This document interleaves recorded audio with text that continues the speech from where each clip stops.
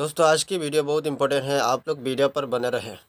दोस्तों जब भी मैं अपनी वीडियो में यह बात कहता हूं कि इजराइल गाजा के अंदर हार चुका है, इजराइल को गाजा के अंदर अभी तक कोई बड़ी जीत हासिल नहीं हुई है, तो कुछ लोगों के छोटे से कमेंट होते हैं कि फराज भाई आप तो कह रहे हैं कि गाजा के अंदर इजराइल हार चुका है, जबकि गाजा के अंदर इजराइल ने सब कुछ बर्बाद कर दिया है, हजारों लोगों को मार दिया है, तो इजराइल कैसे हार चुका है। मेरे दोस्तों इस रिपोर्ट को आराम से देख लेना, आपको सब पता चल जाएगा कि इजराइल गाजा के अंदर कैसे कैसे हारा है। इजराइल गाजा के अंदर जो कुछ हासिल करना चाह रहा था उसको अभी तक वो चीज हासिल नहीं हो पाई है।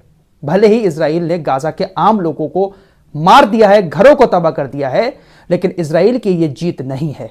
यह बात मैं नहीं कह रहा हूं, बल्कि इजराइल भी खुद इस बात को मानता है कि यह हमारी जीत नहीं है। पूरी रिपोर्ट देखिएगा, सारी चीजें आपको अच्छे से समझ में आ जाएंगी कि मैं जो बात आपसे कहता हूं कि इजराइल हार चुका है वो क्यों कहता हूं। चैनल पर पहली बार आए हैं, पहली बार हमारी वीडियो देख रहे हैं, चैनल को सब्सक्राइब नहीं किया है, सब्सक्राइब करके हमारे साथ जुड़ सकते हैं, क्योंकि यहां पर खबरों के साथ साथ भरोसा भी दिलाया जाता है। दोस्तों पहली खबर आपके सामने रखूंगा, हमास से अपने बंधकों को इजराइल अभी तक नहीं छुड़ा पाया है। तकरीबन 4 महीने का वक्त होने वाला है। पहली हार तो इजराइल की यही है। इतनी भारी भरकम फोर्स, इतना गोला बारूद बरसाने के बाद भी हमास से एक भी बंधक इजराइल अभी तक नहीं छुड़ा पाया है। अब अमेरिका की CIA जो इंटेलिजेंस एजेंसी है, उसके मुखिया और मोसाद के मुखिया पेरिस के अंदर कतर के प्रधानमंत्री और मिस्र के खुफिया प्रमुख के साथ मुलाकात कर रहे हैं, और इस मुलाकात में एक डील तय हो रही है। हमास का भी कुछ डेलीगेशन इनके संपर्क में है, कतर और मिस्र के। अमेरिका की इंटेलिजेंस एजेंसी CIA के प्रमुख खुद आ चुके हैं मोसाद के प्रमुख को लेकर और डील कराने में लगे हुए हैं, और इस डील के मुताबिक 4 महीने का हमास को ऑफर दिया जा रहा है। हमास से कहा जा रहा है कि 4 महीने का सीजफायर आप कर लें, इसके लिए राजी हो जाएं, इसके बदले में आपको इजराइल के सारे बंधकों को छोड़ना पड़ेगा। इस बात को लेकर डील चल रही है, बीच में कतर और मिस्र पड़े हुए हैं। इजराइल की हार नंबर 1 यही है। इजराइल की सेना अपने दम पर अभी भी एक भी बंधक को इजराइल से नहीं छुड़ा पा रही है। डील करने के लिए इजराइल मजबूर है। जब जंग शुरू हुई थी तो उस वक्त इजराइल अपनी चला रहा था कि हम ऐसा करेंगे, हम वैसा करेंगे, अपनी मर्जी के मुताबिक हर डील कर रहा था, लेकिन आज हमास की मर्जी चल रही है। तो इजराइल की हार नंबर 1 यही है। दूसरी हार बताता हूं आपको। एक रिपोर्ट आई है, वॉल स्ट्रीट जर्नल की रिपोर्ट के मुताबिक अभी भी गाजा के अंदर हमास की 80% सुरंगें सही सलामत हैं। वॉल स्ट्रीट जर्नल की रिपोर्ट कोई मामूली रिपोर्ट नहीं होती है। 4 महीने का वक्त होने को है, हजारों पाउंड गोला बारूद इजराइल की सेना ने गाजा की जमीन पर गिरा दिया है, लेकिन अभी भी 80% हमास की सुरंगें गाजा के अंदर बरकरार हैं। वॉल स्ट्रीट जर्नल की रिपोर्ट के मुताबिक अभी भी तकरीबन 450 सुरंगों को जाल हमास ने गाजा के अंदर बिछा रखा है। 80% सुरंगें सलामत हैं। इजराइल की सेना उनको तबाह नहीं कर पाई है। इजराइल की हार नंबर 2। जंग शुरू होने के बाद इजराइल की सेना को ऐसा लग रहा था कि हम खतरनाक बमबारी करेंगे गाजा के ऊपर और हमास को चंद ही दिनों में हरा देंगे, लेकिन अभी तक हमास सही सलामत है। और हमास का कहना है कि अभी भी हमारे पास तकरीबन 2 से 3 महीने की जंग लड़ने के हथियार मौजूद हैं। तो ये इजराइल की हार नंबर 2 है। खबर आ रही है कि गाजा पट्टी के दक्षिण में खान यूनिस से इजराइल ने अपनी 4थी रिजर्व ब्रिगेड को वापस बुला लिया है। कई सारी ब्रिगेड को इजराइल गाजा से वापस बुला चुका है। गोलानी ब्रिगेड भी वापस आई थी, लेकिन उस गोलानी ब्रिगेड को अब लेबनान की सीमा पर भेजा गया है। खबर आ रही है कि इजराइल ने हिजबुल्लाह से कहा था कि आप लेबनान के बॉर्डर से तकरीबन 30 किलोमीटर पीछे हट जाएं। उत्तरी लेबनान का जो बॉर्डर है, उस बॉर्डर से तकरीबन 30 किलोमीटर दूर एक लितानी नदी है।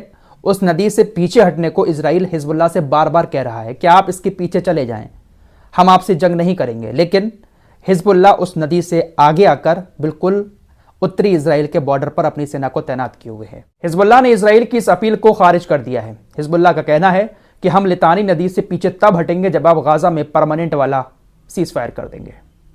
खबरें आ रही हैं कि इजराइल की गोलानी ब्रिगेड जो गाजा से बहुत दिन पहले वापस आ चुकी है, जिसके सैकड़ों सैनिक गाजा के अंदर मारे गए, बड़े बड़े अधिकारी मारे गए, उसी गोलानी ब्रिगेड को लेबनान के बॉर्डर पर भेज दिया गया है।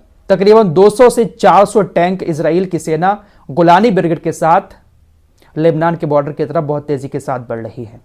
लास्ट रिपोर्ट में भी आपको कल बता चुका हूं कि नेतन्याहू बहुत जल्द ये फैसला करने वाला है कि हिजबुल्लाह से लेबनान के बॉर्डर पर युद्ध होगा या नहीं होगा।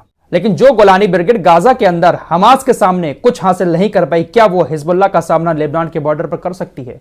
हमास के पास तो इतने रॉकेट और मिसाइलें हैं भी नहीं। हिजबुल्लाह के पास रिपोर्ट के मुताबिक 1.5 लाख से ज्यादा रॉकेट और मिसाइलें मौजूद हैं। हिजबुल्लाह हमास से कई गुना बड़ी ताकत है, तो क्या यह गोलानी ब्रिगेड हिजबुल्लाह के हमलों को लेबनान के बॉर्डर पर झेल पाएगी? होगा क्या? हिजबुल्लाह का तो ये लोग सामना नहीं कर पाएंगे, उसके बदले में लेबनान को निशाना बनाएंगे, जिस तरह से गाजा को निशाना बनाया है। तो यह है इजराइल की हार नंबर 3। गोलानी ब्रिगेड सबसे बड़ी ब्रिगेड और सबसे ज्यादा इसके सैनिक मारे गए, सबसे ज्यादा अपाहिज हुए और सबसे ज्यादा दिमागी संतुलन खो बैठे। दोस्तों, नेतन्याहू अपने हमलों को बंद नहीं करेगा, वो हमले लगातार करता रहेगा। आज फिर योब गैलेंट जो डिफेंस मिनिस्टर है, उसका बयान आया है कि भाई अगर हम ये जंग हार जाते हैं ना तो हम मिडिल ईस्ट में रह नहीं पाएंगे, यहां पर हमारा रहना बहुत ज्यादा मुश्किल हो जाएगा, इसलिए हमें जीत हासिल करनी ही करनी है।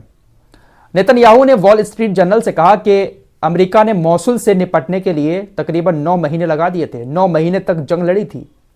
हमारी ये जंग जो है बहुत बेहतरीन तरीके से आगे बढ़ रही है और समय लगता है, जीत में समय लगता है। अमेरिका 9 महीने तक लड़ा था, हम भी जब तक जीत हासिल नहीं कर लेंगे लड़ते रहेंगे।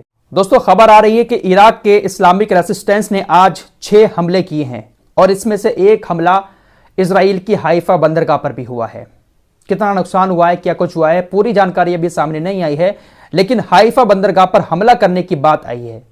आपको याद होगा जब इराक के अंदर हमला हुआ था, अमेरिका की वायुसेना ने इजराइल की वायुसेना के साथ मिलकर इस्लामिक रेसिस्टेंस के कई सारे ठिकानों को निशाना बनाया था। तब कहा था इराक के इस्लामिक रेसिस्टेंस ने कि अब हमारे निशाने पर लाल सागर के अंदर जहाज भी हैं, साथ ही साथ इजराइल की हाइफा बंदरगाह भी है और हम हाइफा बंदरगाह पर अब अटैक करेंगे। तो आज अटैक हो चुका है। नुकसान कितना हुआ है कुछ ही देर में अगली रिपोर्ट में आपको पता चल जाएगा। दोस्तों, हमास ने इजरायली बंधकों को लेकर एक मैसेज पब्लिश किया है। हमास ने इस मैसेज में लिखा है कि अगर नेतन्याहू युद्ध जारी रखते हैं तो इस खबर के लिए तैयार रहें कि ब्रेकिंग न्यूज, हम अपने सभी कैदियों की मौत की घोषणा करते हैं क्योंकि उन्हें ज़ायोनी युद्ध विमानों के हमलों का निशाना बनाया गया। हमास की इजराइल को यह धमकी है कि अगर आपने परमानेंट वाला सीज फायर नहीं किया, युद्ध जारी रखा, तो आपको अपने मुंह से ही यह ब्रेकिंग न्यूज अपने देश के लोगों को देनी पड़ेगी कि हमारे ही मिसाइलों से, हमारे ही हमलों से हमारे बंधक मारे गए। इस मैसेज का मतलब आप लोग समझ रहे हैं। हमास इस तरह के मैसेज पब्लिश करके इजराइल के यहूदियों के परिवार वालों को यह बताना चाह रहा है कि हम आपके बंधकों को छोड़ने के लिए तैयार हैं, बस आपका नेतन्याहू सीज फायर के लिए राजी नहीं हो रहा है। और इसी वजह से पूरे इजराइल के अंदर बहुत बड़े प्रोटेस्ट हो रहे हैं। यह भी इजराइल की एक हार है। आपको याद होगा ना कि इजराइल की सेना बहुत सारे पर्चे गिराकर, बहुत सारे पर्चों को चिपकाकर, मैसेज भेजकर गाजा के लोगों को कुछ ना कुछ आदेश देती थी और अब वही काम हमास कर रहा है। फिलहाल 100 बात की एक बात यह है कि इजराइल का प्रधानमंत्री नेतन्याहू जो ख्वाब देख रहा था कि हफ्ता 10 दिन के अंदर गाजा को तबाह करके हमास को मिटा के गाजा पर कब्जा कर लेंगे, वो सपना अभी भी सपना ही बना हुआ है। अभी भी हमास उसी ताकत के साथ इजराइल की सेना का सामना कर रहा है। गाजा के आम लोग तो बहुत मारे गए हैं, लेकिन हमास के लड़ाके इजराइल की सेना से कम मारे गए हैं।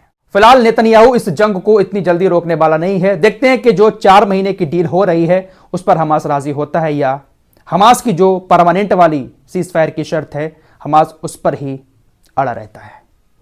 मिलते हैं एक और नई रिपोर्ट के साथ, तब तक के लिए अपना ख्याल रखिए। दोस्तों, हमारे वीडियो देखने के लिए बहुत बहुत शुक्रिया और चैनल पर पहली बार आए तो फॉलो सब्सक्राइब कीजिए, साथ ही साथ शेयर भी कीजिए। मिलते हैं कुछ और नए खबरों के साथ, तब तक के लिए अपना ख्याल रखें।